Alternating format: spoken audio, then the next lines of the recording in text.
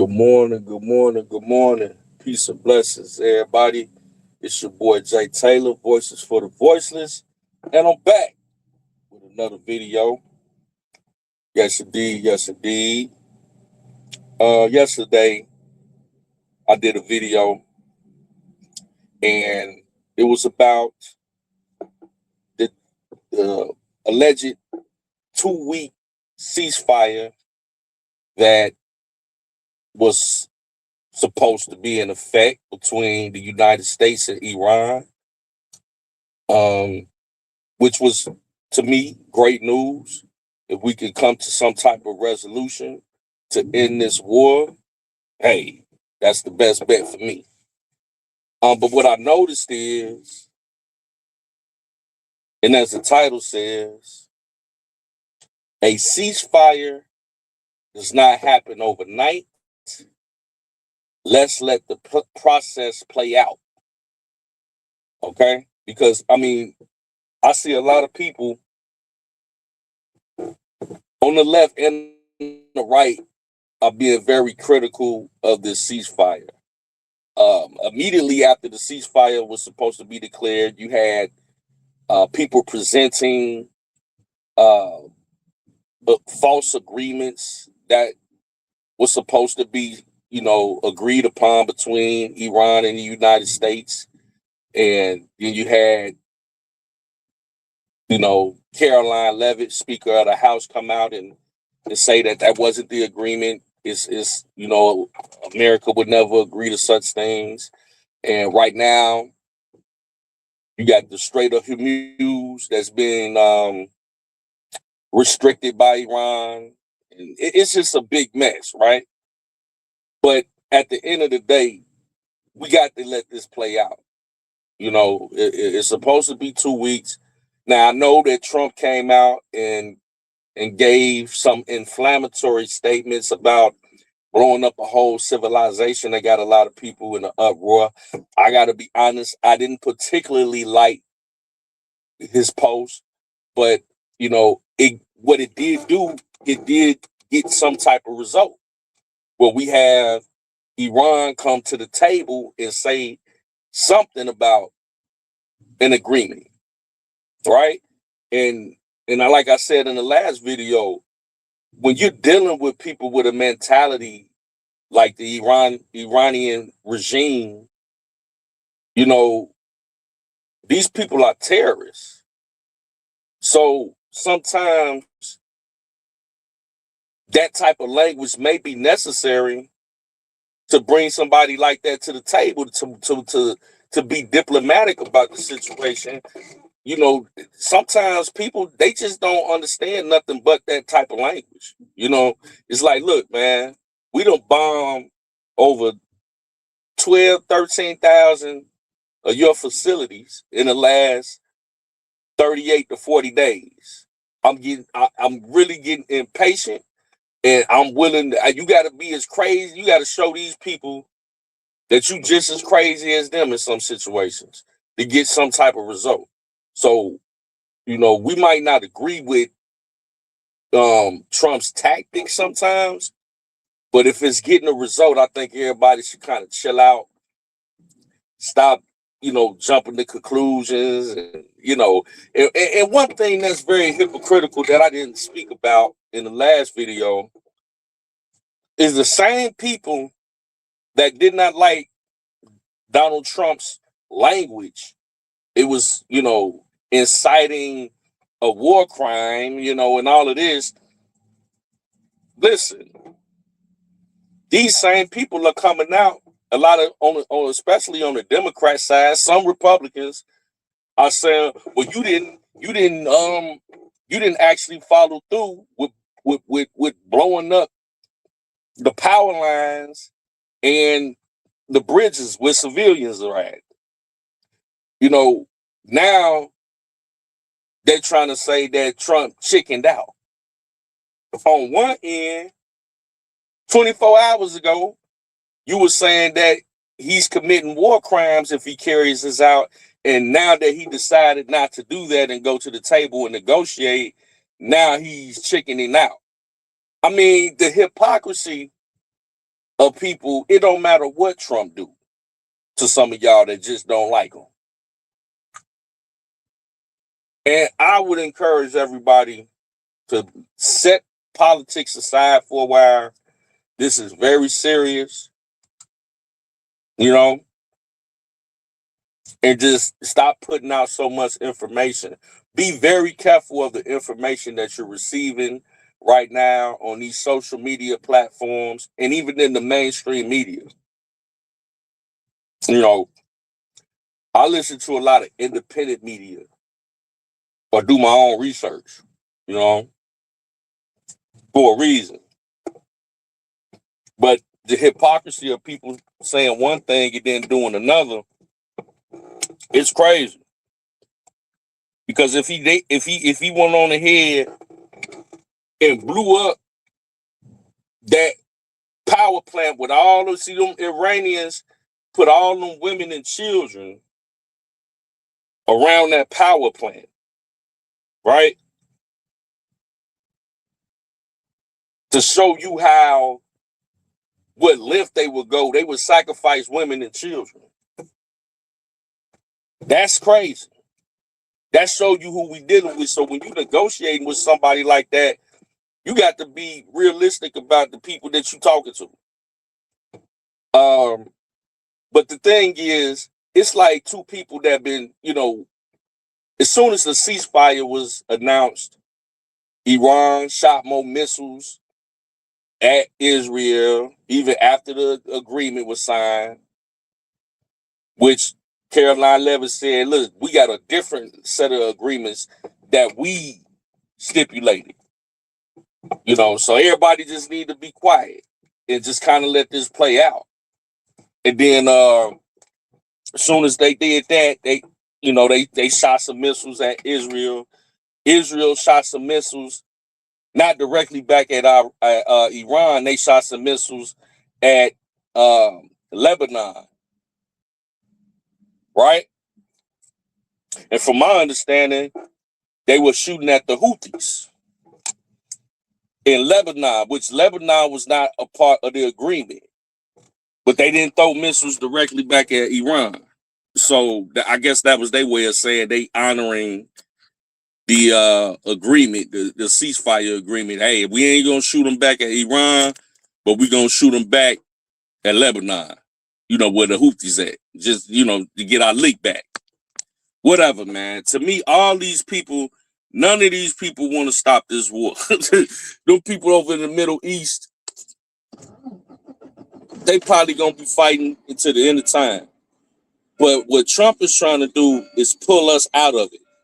Israel, you are ally and everything, but if y'all want to continue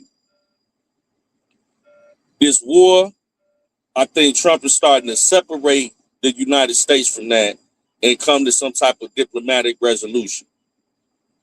People saying that, oh, you know, Trump didn't accomplish anything militarily. I would beg to differ. I think that Iran's military abilities have been significantly degraded at this point.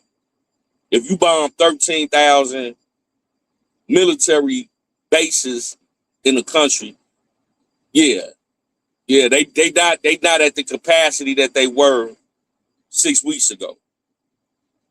So them trying to acquire a nuclear weapon has very much been degraded, right? Another argument is he didn't have congressional support.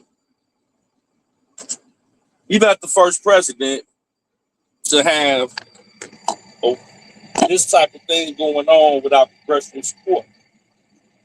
If you look at President Obama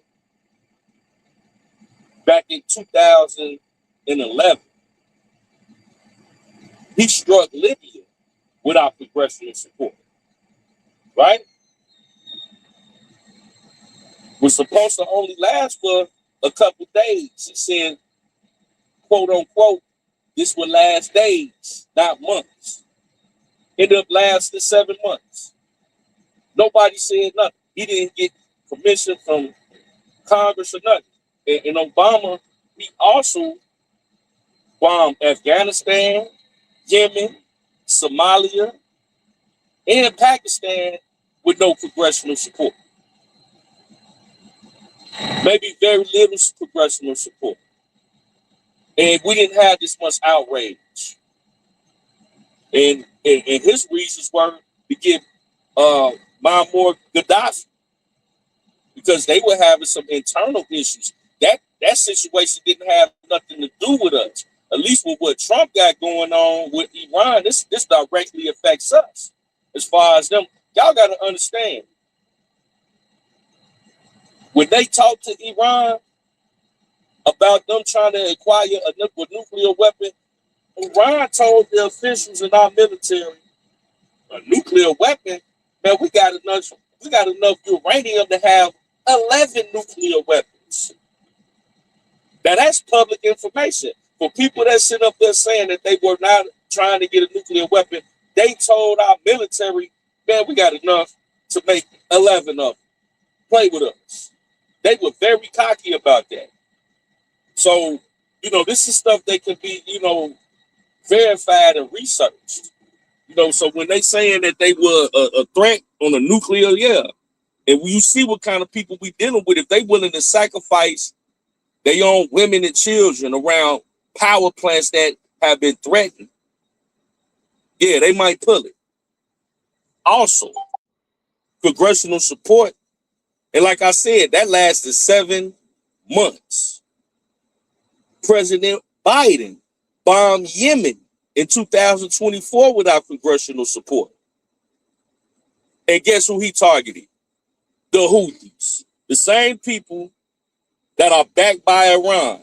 And those strikes lasted from March of 2024 to May of 2025, over a year.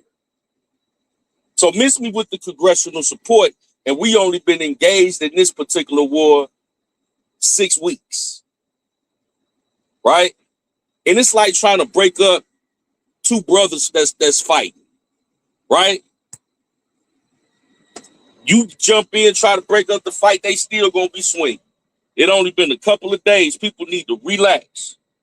You know what I'm saying? And give this some time to materialize. People like, oh, my last video was short-lived. Nah, it ain't short-lived. For one, the word got to spread throughout the entire country that it's a ceasefire. Now, make no mistake, the war's still up in this stuff. This just a ceasefire. This ain't saying that it's over with. And what's going to happen is, if we don't get no cooperation with the Strait of Hormuz, with them opening up, all we going to do is go in there. And this is my estimation. This is what I assume is going to happen if they do not capitulate to what we're trying to tell Iran. We're going to go in there. We gonna take over the Strait of Hormuz, and then we gonna be the ones that control the oil, and we gonna tax everybody else that get their oil from over there. We gonna put a tax on them because they ain't want to help, and that's the only thing that's gonna make sense at this point.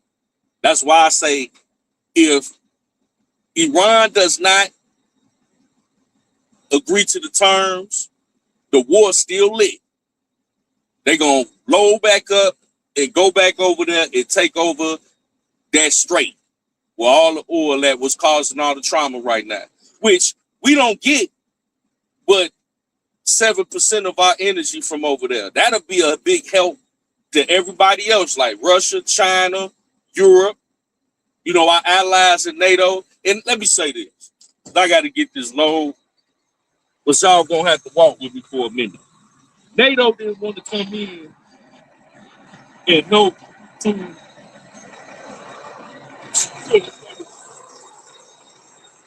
which they get the majority of their energy from. We don't. They told us we could use their military bases. They said we'll come in after y'all win the war. Ain't that something? When whole time with Ukraine, which is not even a part of NATO. With Ukraine, you got to deal with Putin and Russia. Who helped? Who helped Ukraine? Ukraine is in Europe. They are they friends with other European nations. That really wasn't our ally like that. They're not even a part of NATO. We had no obligation to help Ukraine. President Biden, what? How many hundreds of billions to trillions of dollars did Joe Biden give Ukraine? Why didn't any of those NATO countries help Ukraine like that? The United States, we the ones that came in and defended Ukraine, provided them with our military equipment. If you let's make no mistake, if Ukraine didn't have our military weapons, Russia would have knocked Ukraine off the map within the first month, if that. They over there fighting with our military equipment, but we got the top of the line in the world. The other countries, UK, Britain, Germany, ain't none of them help Ukraine like that. That's the United States. We make NATO. So for NATO to say they're not going to do the bare minimum for us, I don't blame Trump for talking about, man, I'm probably going to leave NATO. We got military soldiers in all of those countries in NATO right now. We got our soldiers over there protecting them, and y'all can't even come secure an island. We're not asking you to do military strikes. Just come secure an island. We do need to reconsider our relationship with NATO because we spend 70% of the military funding. If it wasn't for the United States membership in NATO, Putin would man, he'd have been overtook over all of Europe. But because of us, Ukraine is able to last what now? 3-4 years in a war with Russia? Because they using our equipment, getting our equipment and our funding to back them when we had no obligation to them. But we did that as a favor to NATO, but they can't do the bare minimum for us. You see what I'm saying? But like I said, man, everybody needs to relax. Let this process play out. We hold all the cards. We got all the leverage. We don't need anybody else to help us take over the Strait of Hormuz. And we'll be doing the rest of the world a favor by opening that strait up. If we open the Strait of Hormuz up, the rest of the world can get back to normal, get their energy. We got enough over here. Okay? But yeah, man, I got to get back to work. Just wanted to come real quick just to let people know, man, let this process play out. Don't be a panicking. It's your boy Jay Taylor, Voices for the Voiceless. We love y'all. Until next time, we shall see you soon. Peace and blessings.